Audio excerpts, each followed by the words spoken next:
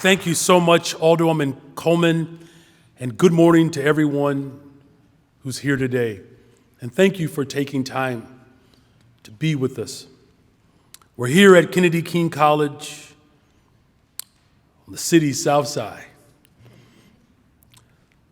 I bring you greetings from the west side of the city of Chicago. But I'm so grateful that we are launching this new plan for community safety right here on the south side. As a former social studies teacher, I hope you'll indulge me just a little bit as I provide you with just a little bit of a brief lesson about this space. You know, Kennedy King College was founded in 1934 out of a great need for higher education institutions to exist in the city of Chicago. Originally named Wilson and Wright colleges. But in the 1960s, when college students across the nation were protesting war, and violence, and hate, Wilson Junior College was renamed Kennedy King College in 1969 to honor U.S. Senator Robert F. Kennedy and the civil rights leader, Dr. Martin Luther King Jr., 1 year after they were assassinated. Dr. King and Senator Kennedy were two men who strived for equality. They deeply understood that solving our most pressing problems requires partnerships. And their names on this school remind the students who pass through that progress can always be achieved through unity. And this college has served the city's south side for generations of students and Chicagoans. It is a beacon of hope in a neighborhood that has dealt with some of the most severe impacts of historic and purposeful disinvestment. It is symbolic that we are here at Kennedy King College on the south side of Chicago today to launch the People's Plan for Community Safety that will bring our city together to deliver a better, stronger, and a much safer Chicago. And this is a community that has the incredible ability to have this initiative led by the community to harness the full force of government, community organizations, businesses, the philanthropic community, youth leaders, our faith leaders, to solve decades-long problems.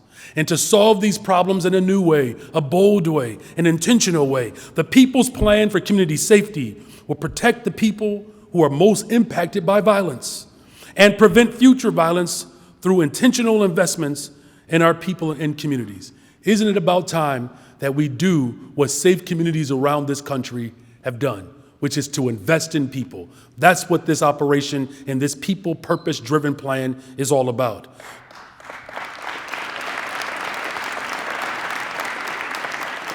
The city of Chicago aims to make Chicago safer through two strategies. One, being people-based. This phase of the plan focuses our efforts on the Chicagoans who are most impacted by, again, the historic disinvestment and violence. This includes outreach and intervention with youth and adults of the highest promise. That is, members of our community who have been most impacted by perpetual harm and violence. So in other words, the people who are most impacted get to provide us with the very direction to solve these critical problems. We will also provide support for victims and survivors of violence through intentional investments. The second part of the plan is not just people-based, but it's also place-based. Where this is a crisis, you must triage. And that is why we are first focusing our efforts on the neighborhoods that have suffered from decades of indifference and disinvestment. To ensure a safer Chicago for generations to come, this plan focuses on addressing the root causes of violence through a layered long-term investments in key areas: education, economic opportunity, healthcare, community investment, making sure that we have a healthy environment, particularly around climate, housing, community violence intervention, and of course, policing. We are confident that this approach will show results and deliver a safer Chicago for all of us, because it shares the responsibility of safety across the city. Not one person nor one entity can solve the decades of disinvestment. It is literally going to take all of us. And government alone will not be able to make Chicago safer. All of us will be able to make the city of Chicago safer. The People's Plan unites the many groups who have been working to reduce violence in our city and all who call Chicago home to make sure that we are producing a vibrant and a far more thriving city. Everyone has a role to play in building a safer, stronger city. Everyone has a role to play in making sure that our communities are fully supported. Businesses can help by creating economic opportunities. The faith community can also help us to build stronger community bonds. Youth leaders can inspire fellow peers to engage in education and careers. That's just to name a few examples. It is the people of Chicago who make our city great. And it will be the people of Chicago who will help build a safer city.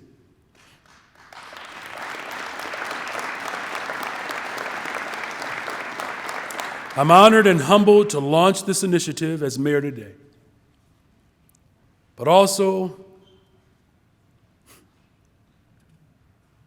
as a Chicagoan, I feel personally responsible to make sure that children get a chance to grow up and experience the best part of this city. You all know that I love talking about the Austin neighborhood. I see a few West Siders in the room today. That's good. Yeah. They're real quiet today, so that's you should appreciate that. Just saying. But I cannot deny that as beautiful as the West Side of Chicago is, as beautiful as the neighborhood of Austin is, can't deny the fact that neighborhoods like mine have been shattered because there's not a real sense of safety and opportunity for people. No one should be afraid to walk around the block in the greatest city in the world. Safety is an essential human need. Safety is a right. As mayor and as city leaders, let's claim our responsibility. Let's honor our residents' desire and their right to safety by working together, by taking this first bold step as we move forward. And we will move with urgency. We will move with strategic intention.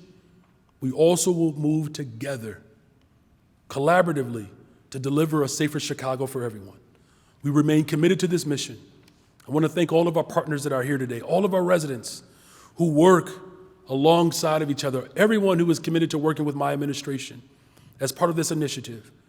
We will continue to contribute collectively to the overall safety for the people of Chicago. I want to thank our deputy mayor for community safety, the first in the history of Chicago, Mr. Garion Gatewood.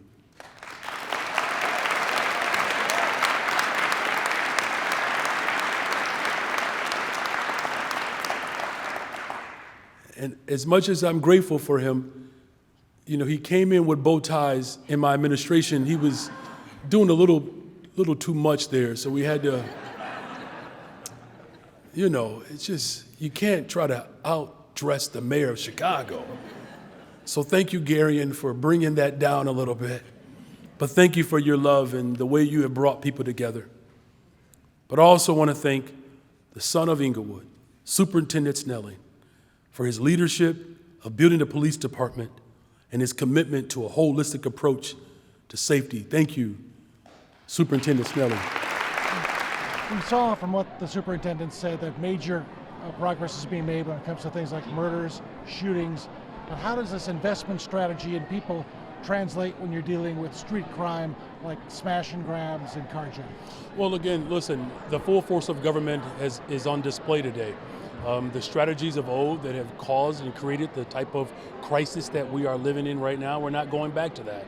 And so the immediate response is to make sure that we're creating opportunities for our young people, investing in health, education, but also making sure that those who are connected to the neighborhoods are fully supported to actually help provide the type of response as well as the reduction that we're looking for. So the people who are most impacted by the violence are also the people who have been most impacted by the disinvestment. So in order for us to solve this crisis, we have to make sure that we are leaning on the people who are most impacted. And that's what we're seeing on display today. What did you make of what the Circles and Ciphers gentleman said at the end, that what worked for him was the support of the community? Yeah. Well, look, this is something that I've been saying repeatedly, and as someone who has served in our public institutions, as a public school teacher, as a Cook County Commissioner, now as Mayor of the City of Chicago, we have to put our arms around people, and that requires all of us, our education system, our healthcare system, making sure we're providing housing. And look, the more we invest in people, it provides us with an opportunity to do two things: support and hold people accountable. People are more accountable to support systems that are around them. That's what the young man was actually articulating. We have to be there with the people of Chicago every step of the way, and that's what I'm committed to doing as Mayor of the City of Chicago, and that's the impetus behind the People's Plan. Mayor, can we ask you this morning about the sanctuary city referendum? Ray Lopez, frustrated by not going forward. You yesterday during the press conference said about the disruptors, we need to have the voice heard. This is a good thing. He's saying it's kind of hypocritical to shut down the opportunity for the people of Chicago to have a voice on whether they want this non-binding referendum to be heard. Why did this have to be shut down like this? Well, there's a couple of things that I think it's important that we know.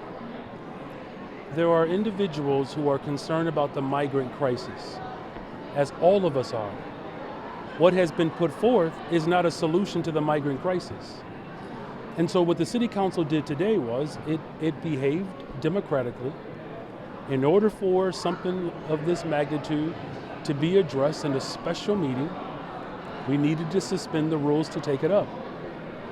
The democratically elected City Council decided that this particular resolution does nothing to address the horrific and the visceral hatred that is coming from the governor of Texas.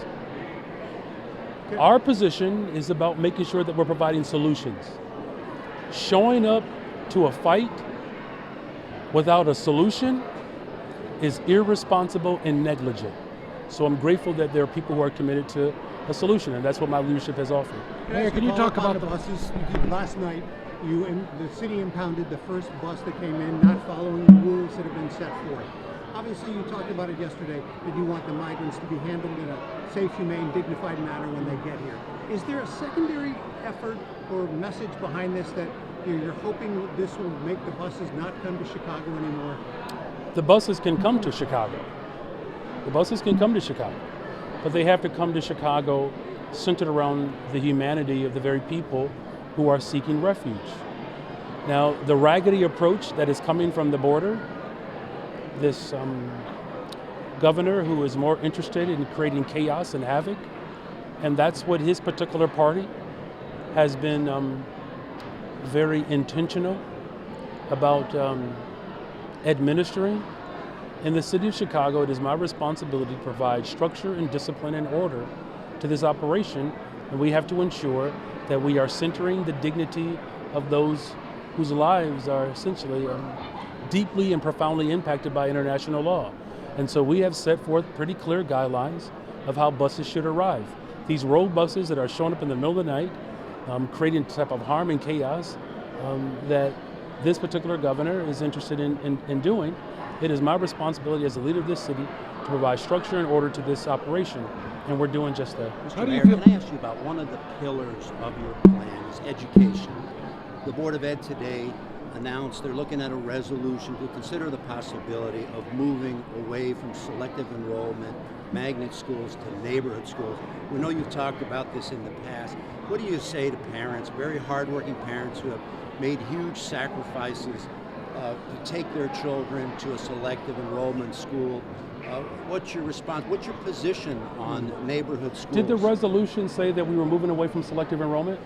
You said that they're going to consider that, discuss that possibility of transitioning away. I don't know if the resolution actually said that, so I just want to make sure that I'm understanding your question correctly. Are you saying that there's a resolution from the Board of Education that is committed to moving away from selective enrollment? Today at the Board of Ed meeting. But did the resolution say that, though? I have not seen the resolution. I wasn't there, but it was reported today that that was discussed, that they're looking at that idea. Where do you stand on magnet schools selective enrollment? Okay, so that's a different question then. So let's separate the resolution. Since you have not seen the resolution, you're only reporting on what you heard. Mm-hmm. I'm not sure if that's a good idea to report on something that we've only heard. Well, do you now, if you're asking, idea? okay, hold on a second. Greg, it's his question. If you're asking me what my position is on selective enrollment, I can answer that question. Is that what your question is? Yeah, what is your position on selective enrollment? Okay, all right. So my position on selective enrollment is that there are schools that have offered a very concentrated, focused investment in young people. And what my position is, every school should have that. Every school should have that. And so this question on whether or not we should have selective enrollment schools, the better question, this is my humble opinion, is what should every school have in the city of Chicago? And how do we achieve that goal? Do you believe that every single school should have a library? Do you believe that every single school should have a librarian? Do you believe that every single school should invest in the arts? Do you believe that every single school should make sure that we're providing full opportunity for our young people to thrive? That's what parents believe in, and you know how I know that? Because I'm one of them. I actually send my children to public schools in the city. And what I want for my child and my children, I want for every single child in this city, to make sure that we are fully investing in the fullness of a child. And let's not have a stratified system that literally requires parents of the city of Chicago to beg for something that really should be a human right. Mr. Mayor, going into the winter time, going into the The previous mayor laid out her plan to reduce crime earlier this year. How is yours different? I'm sorry, the previous mayor did what? Your successor. Not the Okay, previous wait a mayor, minute. Mayor Have you already ended my administration? I've only been here for 7 months. Let's start over again. Slow down. Just say, like, Slow down. the previous mayor laid out her plan to reduce crime earlier this year. How is yours any different, and why do you think you're going to be more successful? Well, Mayor, can you face the camera? oh, sure. Can you come this way so I can look Yeah, at there you you go. and face the There you cameras? Because There I you want to go. look at you. How about I do this? Let me step back a little bit so There I you can go. see you. There you all go. right? There you go. Look, my plan is centered around people and places. It's bringing all of our stakeholders together. That's the first thing. Our business communities, you just heard there's an incredible pledge by our business leaders to help. Faith community, our philanthropic community, our community-based organizations, the full force of government. So that's the first difference. The second thing is we're talking about investing in people right now. I'm not waiting. We had 25,000 young people with summer positions, a 20% increase from the previous summer. I've added almost 80 million more dollars to hire 4,000 more young people. We're also making sure that we have a real opportunity to provide mental health services. We have already committed to reopening 2 mental health facilities. Here's the other big difference. We have placed too much responsibility on policing. The policies of old have created the crisis that we are living in right now. My administration is not going backwards of using the failed policies that have caused the chaos that we're experiencing right now. We don't have time to wait. And so we're bringing people together and we're investing in people. That's the difference. Thank you all. Mayor, can Have you a just great talk day. about the $100 million?